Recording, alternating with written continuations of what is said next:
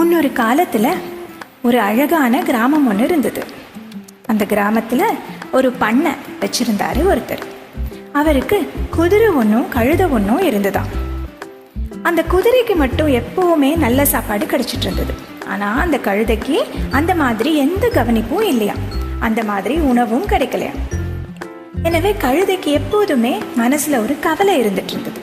நான் நிறைய வேலை செய்கிறேன், என்னை யாருமே கவனிச்சுக்கல, ஆனால் எந்த வேலையும் செய்யாமல் இருக்கிற இந்த குதிரைக்கு நல்ல கவனிப்பு கிடைக்குதே அப்படின்னு நினச்சிதான். நாட்கள் கடந்து போச்சு. அன்னைக்கு அந்த நாட்டில் யுத்தம் ஒன்று நடந்தது. பண்ணக்காரன் என்ன பண்ணாரு, தன்னோட குதிரையை எடுத்துட்டு அந்த யுத்தத்துக்கு போனார். ரொம்ப நாளைக்கு அப்புறம் குதிரையும் அந்த எஜமானரும் வீட்டுக்கு திரும்புறாங்க. திரும்ப வந்தப்பதான் அந்த குதிரையோட காலை அந்த கழுதை கவனிச்சுதான். குதிரையோட காலில் பலமா அடிபட்டிருந்தது. காயத்தினால உடல் எல்லாம் புண்ணாகி இருந்த குதிரையை பார்த்த கழுதைக்கு ரொம்ப பாவமா இருந்ததாம். இது நாள் வரைக்கும் குதிரைக்கு கிடைச்ச உபசரிப்பை நான் தப்பா நினைச்சிட்டு இருந்தேன். குதிரை எஜமானரோட போய் நாட்டுக்காக நடந்த யுத்தத்துல கலந்துக்க போயிருக்கு.